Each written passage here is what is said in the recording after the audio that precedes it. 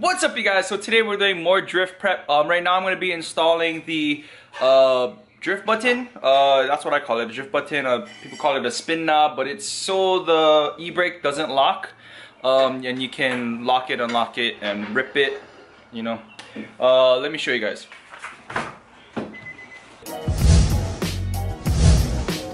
It's this thing right here. You know what this is? This is a drift button or spin knob, whatever you guys want to call it.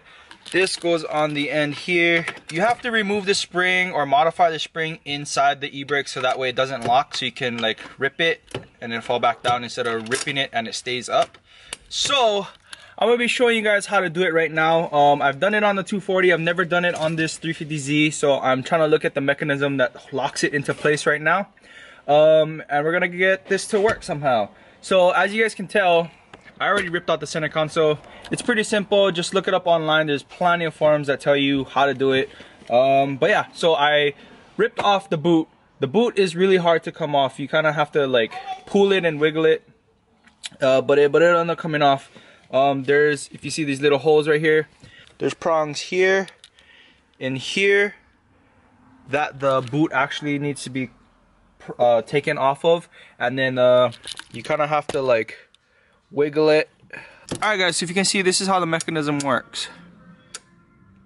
There's this locking arm here that locks onto these little grooves or gears, and then when you push the button,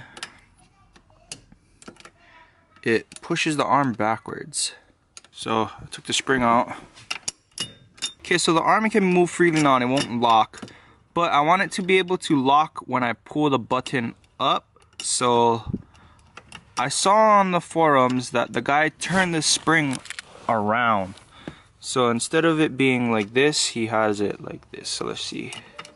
I was able to spin the spring around. Now I need to be able to connect this arm to this lever mechanism or even the spring here. So I actually bought this because I was making like some isolating mounts for the compressor. So now I just need to find a small spring in here.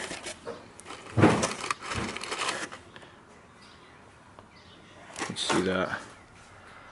No. Alright guys, so this is what I ended up with. I just kind of like twirled the wire behind this little arm here, and as you guys can see, it pretty much just needs to be connected to this black part here that the spring, that this original spring is on, so that way it can be moved back and forth. It doesn't really need to be a spring, just as long as you can get it to be connected to that with enough play to go back and forth. So, and essentially is what you do when you pull this up, it allows the locking mechanism to hit the gears, and then if you push the button in, it'll automatically bring the gear back, bring this arm off the gears, and it'll stay in this position until you pull the thing back up. I'm gonna go ahead and start putting this e-brake back together. Slide this one on.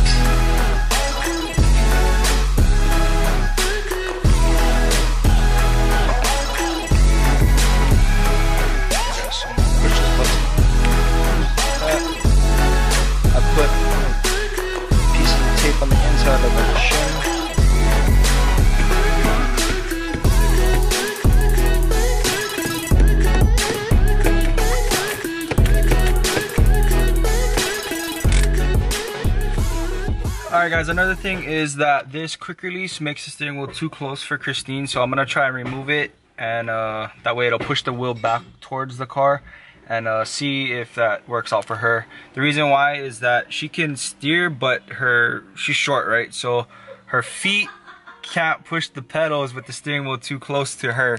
So she literally sits like this so that her feet can touch the steering wheel. So we're gonna take off the quick release, and hopefully that makes it comfortable enough for her to drive. Alright, so let's do it.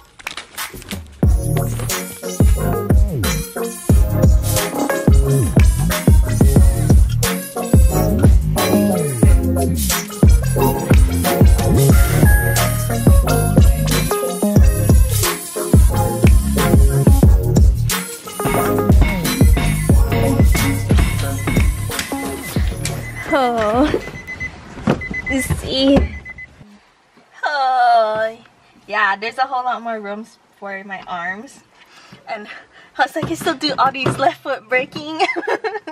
Alright guys, that's gonna be it for today's drift prep video. We only have about 1 more week until we head out. So we're super excited. Are you excited, babe? Yep, I'm super excited. Yeah, I don't know how good I'm gonna be, but it's gonna be super fun. But I hope you guys are super excited. Stay tuned for the video and we'll catch you guys in the next one. Peace out. Stay good.